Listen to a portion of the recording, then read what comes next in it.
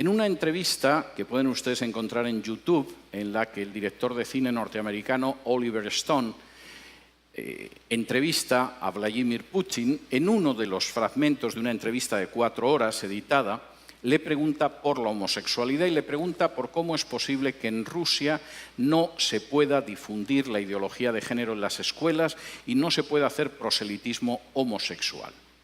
Y la respuesta que le da Putin es absolutamente ejemplar. En Rusia no se persigue, no se encarcela, no se discrimina a ningún adulto por ser homosexual. Hay actores, hay artistas, hay deportistas que son homosexuales y nadie los persigue ni los discrimina. Pero no vamos a tolerar que adoctrinen a los niños en una ideología que es contraria a la familia. Porque la base de esta nación es la familia. Si el niño se convierte en adulto al llegar a los 18 años y decide ser homosexual, es una decisión suya. Pero no vamos a tolerar que la familia la destruyan desde abajo, haciendo proselitismos con niños que no tienen el criterio suficiente para decidir en un sentido o en otro. Yo puedo estar muy poco de acuerdo en muchas cosas con Putin, pero ahí le doy toda la razón. En el caso de China, todavía son más estrictos. Y he tenido ocasión de hablar con chinos acerca de esto. Los chinos siguen arrastrando la herida de lo que ellos llaman el siglo de humillaciones. Hace ahora poco menos de un siglo, los británicos que ambicionaban apoderarse de la porcelana, del té, de la seda china, quisieron hacerse con ella, pero los chinos no veían que los ingleses tuvieran nada con lo que pudieran intercambiar la seda, el té o tantas cosas valiosas. De modo que los ingleses, puesto que nada de lo que ellos vendían les interesaban a los chinos, decidieron venderles drogas y les obligaron a abrir puertos por los que introducían el opio para consumo de los chinos. Los chinos se opusieron, la Marina británica era más poderosa, y después de perder 2 guerras no tuvieron más remedio que aceptar puertos extranjeros que introducían el veneno de la droga en China y que sumieron durante prácticamente un siglo a China en el mayor sometimiento y la mayor explotación a potencias extranjeras que había vivido en una historia milenaria. La visión de los chinos sobre la ideología de género es la misma. Esto es peor que el opio que trajeron los ingleses. Y si dejamos que entre en nuestra sociedad y que destruya la familia, el efecto va a ser peor que el opio británico. No lo vamos a tolerar. No porque seamos cristianos, el régimen es un régimen ateo, sino porque creemos en la familia y sabemos que la nación se basa sobre la familia. Me da mucho pesar que naciones que no son cristianas, sin embargo, a la hora de defender a la familia, parece que tienen una idea más clara que otras naciones que supuestamente lo son. En quinto lugar, y esto es tremendo, la ideología de género es una bomba de relojería demográfica. No hay nación ni cultura que pueda sobrevivir con un crecimiento demográfico inferior al 2,5. Están ustedes ya por debajo del 2,5 en la República Dominicana. Hasta el 2,3, que es su tasa de crecimiento en estos momentos, tienen posibilidad de reacción. Todavía es reversible, quizá en una generación, un proceso de desplome demográfico. A partir del 2% no hay esperanza. Cualquier cultura, cualquier nación está condenada sí o sí. La ideología de género va a conseguir que Europa, la Europa que yo he conocido, desaparezca en una generación, quizá en menos. En España la tasa de crecimiento demográfica es del 1,1. Es normal, hemos matado más de 1 millón de criaturas en el vientre de sus madres, siguiendo la supuesta salud sexual y reproductiva.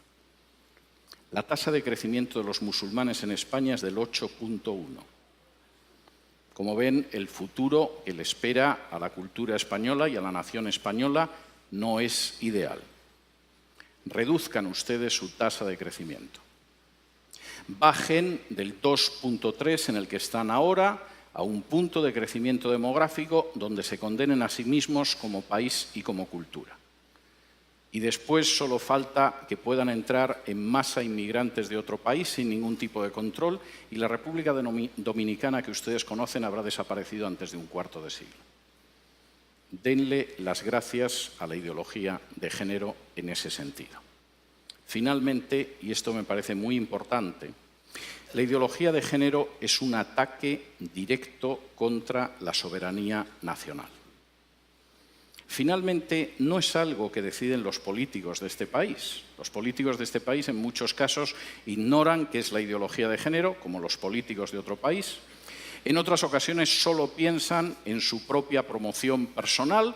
Un político sin apenas importancia puede acabar siendo ministra de la Mujer o ministro o secretario general de políticas de igualdad o cosas de este tipo. Les han asegurado la vida para los próximos 30 o 40 años engañando a la población.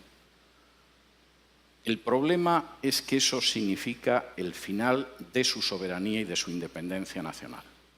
La ideología de género se está imponiendo en países donde para poder recibir ayuda de instituciones internacionales, préstamos, renovación de créditos, se exige y se presiona a esos países para que admitan en su derecho interno la ideología de género.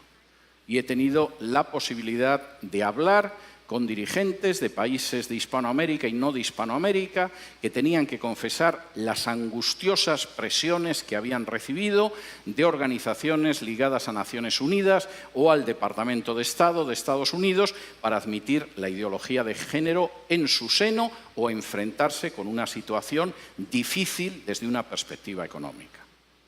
No existe ningún derecho que permita, legitime o tolere que una instancia exterior del tipo que sea imponga a una nación la ideología que tiene que tener. Por muy pequeña que pueda ser esa nación, por muy reducido que sea su peso en el concierto internacional, por muy joven incluso que pueda ser en términos históricos, no existe organización internacional, fundación privada o país extranjero que tenga derecho a imponerle la ideología de género. Y eso es algo que ustedes tienen que tener claro.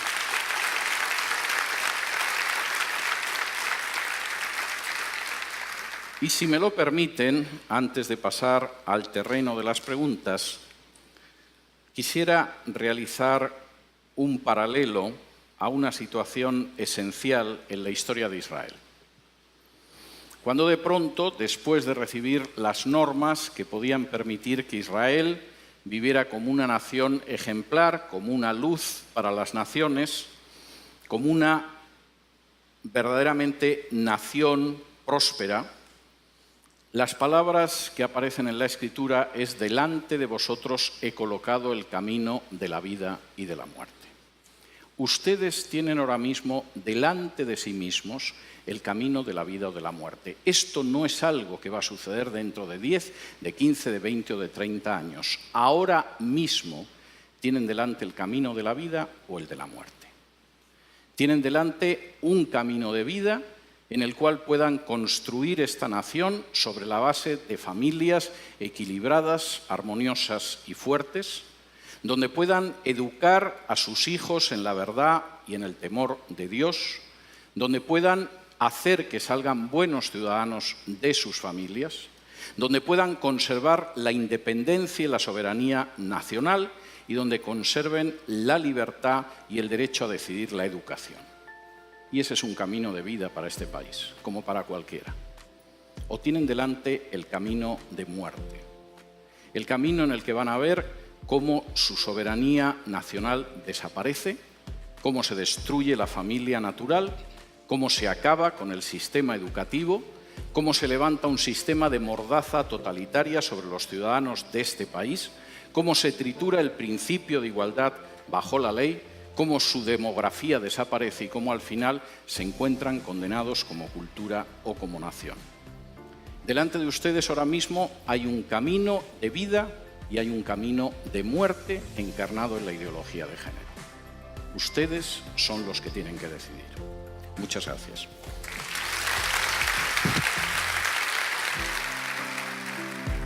Esperamos que este programa haya sido de bendición y que esta interesante charla con el doctor César Vidal pueda ser un instrumento que Dios use para que estemos alerta contra las falsas enseñanzas que nos quieren imponer los diferentes organismos nacionales e internacionales que tratan de imponer un nuevo orden contrario a los principios de la palabra de Dios en los tiempos que estamos viviendo. Gracias por habernos acompañado en su programa Entendiendo los Tiempos.